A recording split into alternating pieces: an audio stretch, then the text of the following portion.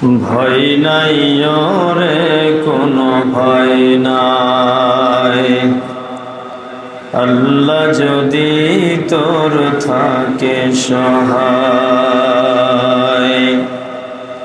ভয় নাই রে কোনো ভয় নাই, আল্লাহ যদি তোর থাকে সহায়।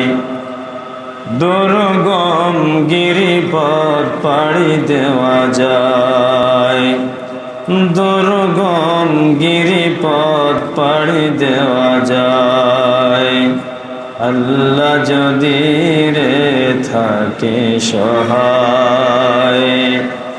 আল্লাহ যদি রে থাকে সহায়। জিহাদের ময়দানে গেলে ভয় কবু নাহি পায় ও গো মুজাহিদ। জিহাদের ময়দানে গেলে ভয় কবু নাহি পায় ও গো মুজাহিদ। যদি হও শহীদ পাবে তুমি জান্নাত, যদি হও শহীদ পাবে তুমি জান্নাত। আর যদি গাজী হও ভয় তো গুনাহ, আর যদি গাজী হও ভয় তো গুনাহ। ভয় নাই রে কোনো ভয় নাই, আল্লাহ যদি রে তোর থাকে সহায়। ভয় নাই রে কোনো ভয় নাই।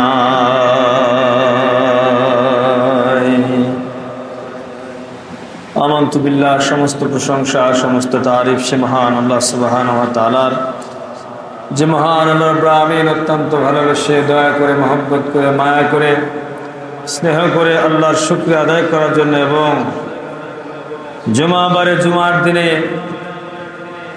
পায়ে হেঁটে সুস্থ শরীরে সুস্থভাবে আমরা আল্লাহর ঘরে আসতে পেরেছি। এই জন্য কি আমরা খুশি না বেজার? জোরে বলেন, খুশি না বেজার? যদি হয়ে থাকেন খুশি, মুখে নিয়ে হাসি, আওয়াজ দিয়ে বেশি উঁচু করে কাল্লা জোরে বলেন তো আলহামদুলিল্লাহ। অতঃপর মানবতার মুক্তির দূত আখির জামান নবী বিশ্ব নবী সাইয়্যিদুল মুরসালিন খাতামুন নবীন, নবীদের সরদার, যার সুপারিশ ছাড়া পৃথিবীর কোনো মানুষ জান্নাতে প্রবেশ করতে পারবে না, নবী পর্যন্ত কিয়ামতের দিন ইয়া নাফসি করতে থাকবে। ইয়া নাফসি শব্দের অর্থ হলো, বাংলা অর্থ হলো নবী পর্যন্ত বলবে আজকে আমার কি হবে, আজকে আমার কি হবে। ইয়া নাফসি শব্দের অর্থ কি?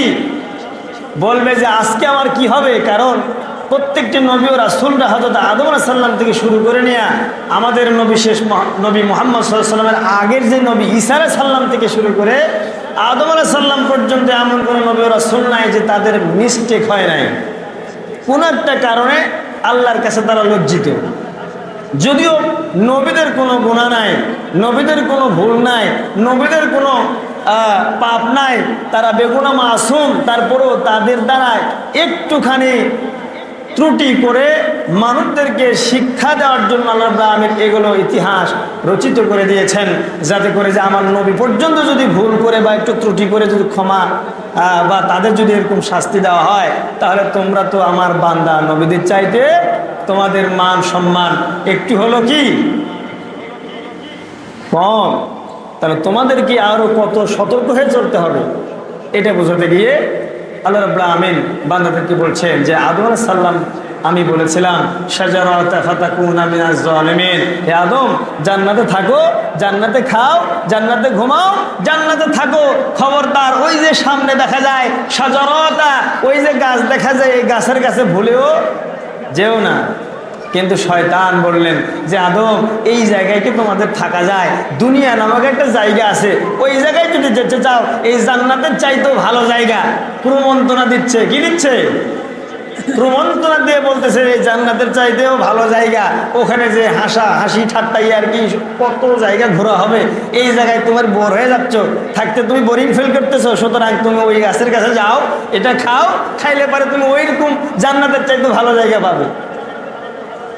যেমনটি দুনিয়ার বুকে আমরা যারা খারাপ কাজ করি, শয়তানের কুমন্ত্রণায় পড়েই করি যে আমরা পরকালে জান্নাত দরকার নাই, দুনিয়ায় আমার জান্নাত দরকার, এই জান্নাতের লোভে, জান্নাতি পরিবেশের লোভে আমরা মানুষের অন্যায় করতে দ্বিধাবোধ করছি না।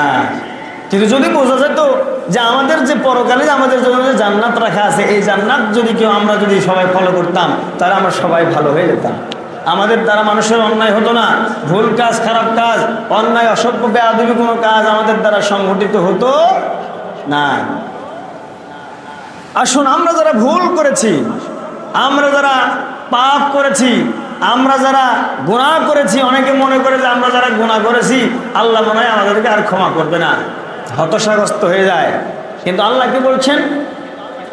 আল্লাহ রাব্বুল আলামিন বলতেছেন, ও বান্দারা, দুনিয়ার মানুষ তোমরা কখনো হতাশাগ্রস্ত হয়েও না, তোমরা চিন্তিত হয়েও না। আমি আল্লাহ রাব্বুল আমিন তোমাদের জন্য তওবার দরজা, দুনিয়ার সব দরজা যদি বন্ধ হয়ে যায়, কিন্তু আমি আল্লাহর দরজা, তোমাদের তওবার দরজা আমি আল্লাহ রাব্বুল আমিন খুলে রেখেছি। বলেন সুবহানাল্লাহ। আল্লাহ রাব্বুল আমিন বলছেন, ওয়াকালা রাব্বুকুম উদউনি আস্তাজিব লাকুম।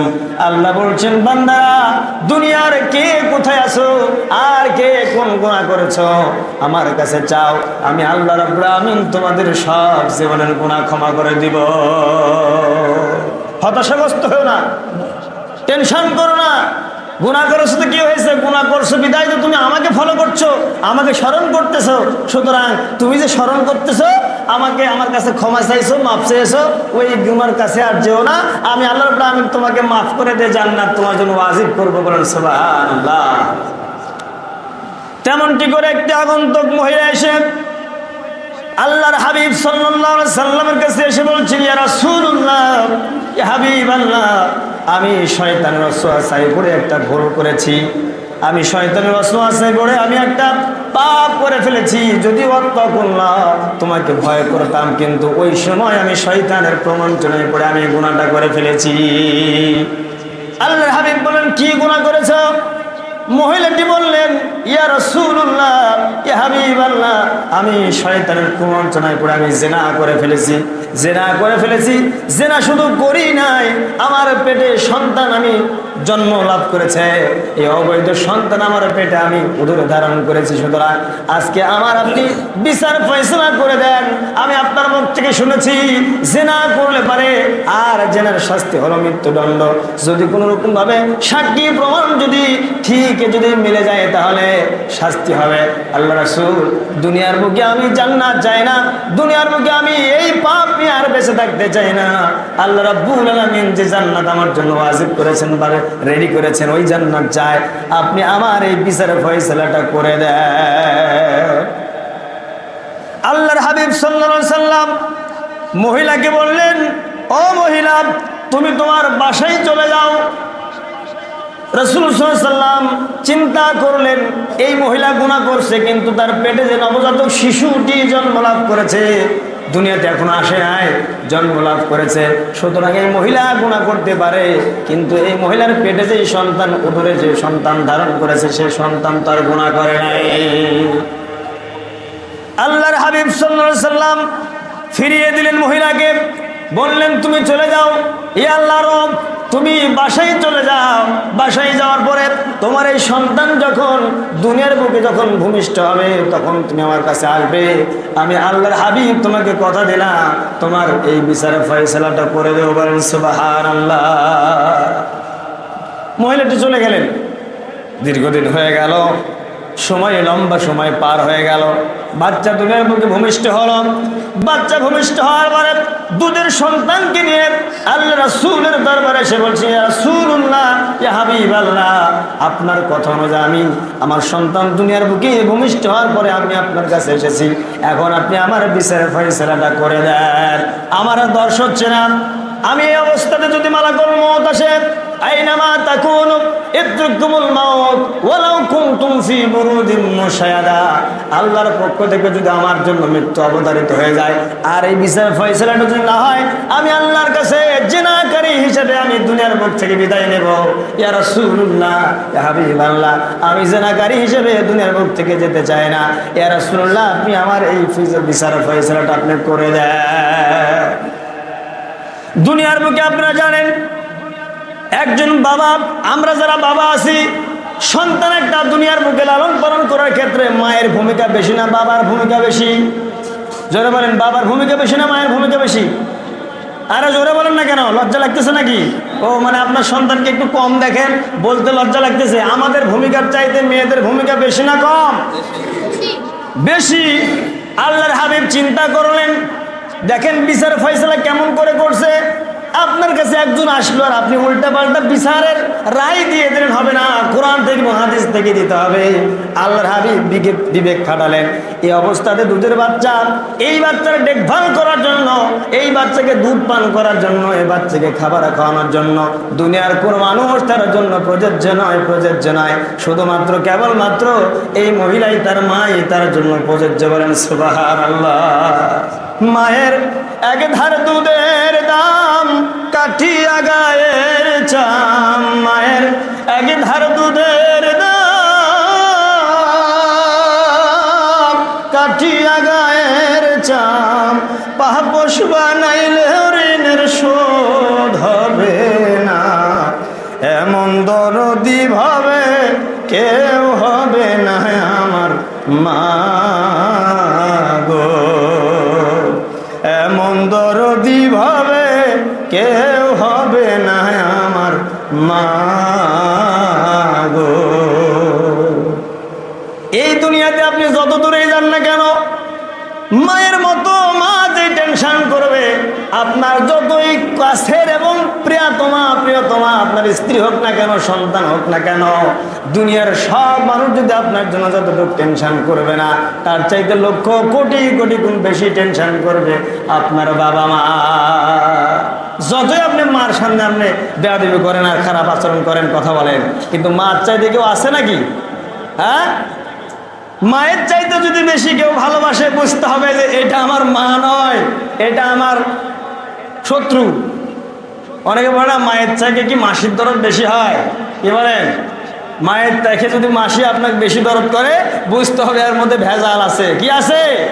ভেজাল আছে। আর মা যদি বেশি ভালোবাসে, কোনো ভেজাল থাকার কোনো সম্ভাবনা নাই। যদি বেশি ভালোবাসার ক্ষেত্রে যে আপনার ভেজালই থাকতো, তাহলে এই যে আপনাকে যখন যখন আপনি ছিলেন, মদগা যখন আপনি ছিলেন, ওই সময় কি উনি অবসান করিয়ে উনি কি যে কোনো পদ্ধতিতে আপনাকে দুনিয়ার বুক থেকে বিদায় করতে পারতেন না?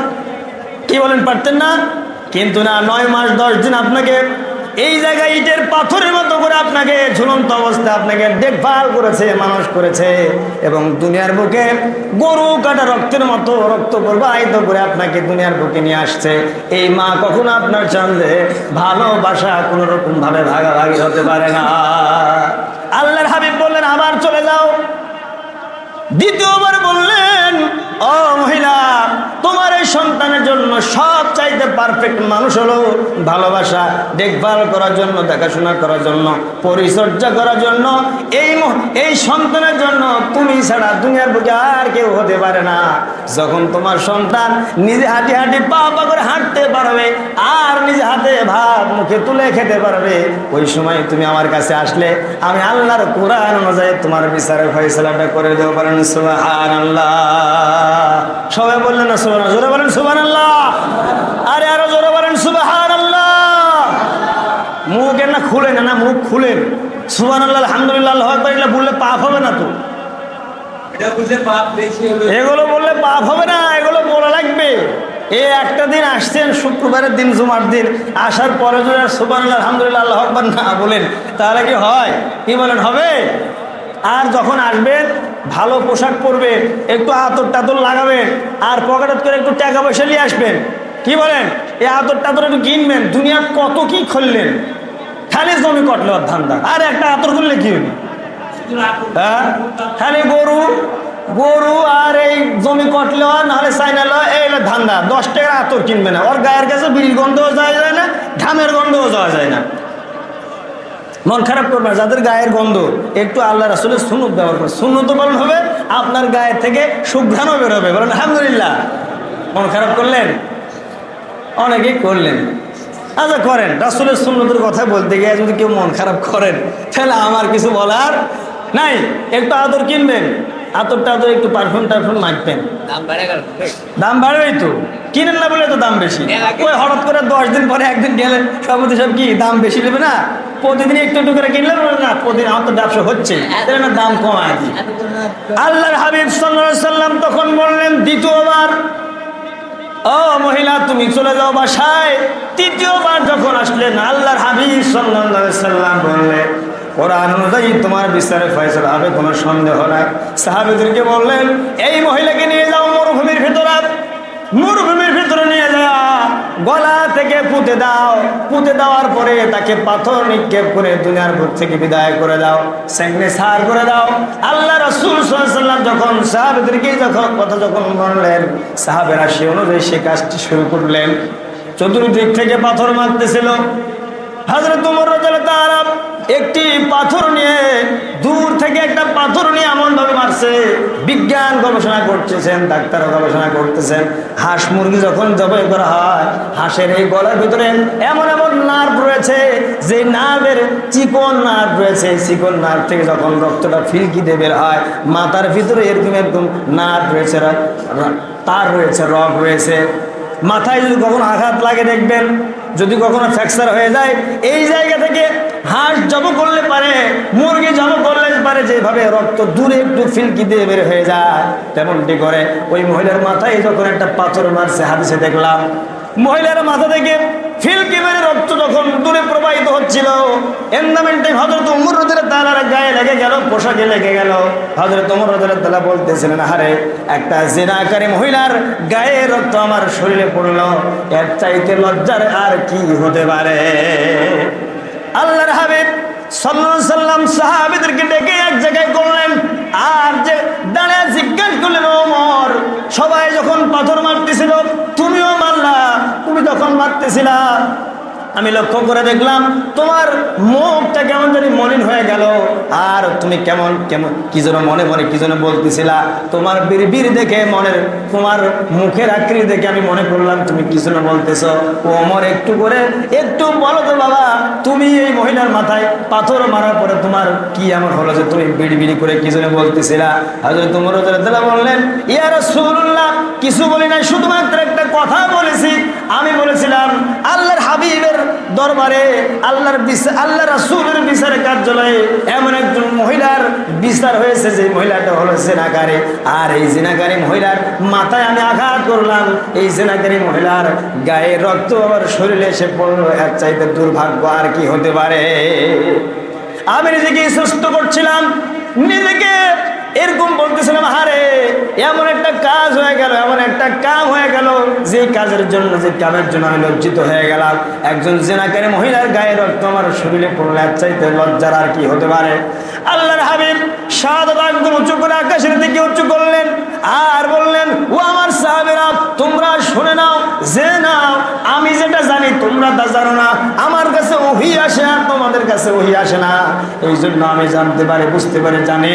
আল্লাহ রাসূল সাল্লাল্লাহু আলাইহি ওয়াসাল্লাম বললেন, ও আমার সাহাবীরা এই মহিলা আল্লাহর কাছে এই পাথর মারার আগ পর্যন্ত এমন ভাবে তওবা করেছে, এমন ভাবে গুনাহের জন্য আল্লাহর কাছে ক্ষমা চেয়েছে, আল্লাহ রাব্বুল আমিন তার জীবনের সব গুনাহগুলি ক্ষমা করে দিয়া আল্লাহ রাব্বুল আমিন তার আমলনামায় যে সওয়াব দান করেছে, এই সওয়াবগুলো যদি মক্কার এই সমস্ত কাফের বেঈমানদেরকে যদি ভাগ করে দেয়, আল্লাহর হাবিব সাল্লাল্লাহু আলাইহি ওয়াসাল্লাম বলতেছে এর এই সওয়াবের জন্য তামাম মক্কার, গোটা মক্কার কাফেররা আল্লাহর বেশক জান্নাতি হয়ে যাবে, এতে কোনো সন্দেহ নাই। বলেন সুবহানাল্লাহ। এখান থেকে বোঝা গেল ওয়াত্তাকুল্লাহ ওয়া ক্বাল রাব্বুকুম উদউনি আস্তাজিব লাকুম। বান্দারা, ও বান্দারা, গুনাহ করেছো কি হয়েছে? ভুল করেছো, কি হয়েছে, কোনো রকম সংশয় নাই, কোনো রকম টেনশন নাই, কোনো রকম চিন্তা করার দরকার নাই। গভীর রাত যখন হয়ে যাবে, বান্দারা যখন দুনিয়ার সব দরজাগুলি বন্ধ হয়ে যাবে, অফিসের দরজা বন্ধ হয়ে যাবে, আদালতের দরজা বন্ধ হয়ে যাবে, দুনিয়ার সব বাসা বাড়ির দোকানপাটের সব দরজা বন্ধ হয়ে যাবে, মসজিদের তালা খুলবা, মসজিদের তালা খোলার পরে গভীর রাতে একা একা যাইয়া সেজদায় পড়ে কোনো বান্দা, তোমরা আমার সঙ্গে আমার কাছে তো কান্না করতে পারো, আমি আল্লাহ রাব্বুল আমিন তোমাদের জীবনের সব গুনাহ তো মাফ করে দিব, তোমার আমার আমলটা নেকে পরিণত করে দেব। সুবহানাল্লাহ। দুনিয়াতে যত দার্শনিক, যত বুদ্ধিজীবী আর যত আল্লাহর ওলি এই দুনিয়াতে জন্মগ্রহণ করেছে বা এখন পর্যন্ত আছে, এই সবগুলো মানুষ আল্লাহর ওলি ছিল হলো তাহাজ্জুদ গুজারি। বলেন সুবহানাল্লাহ।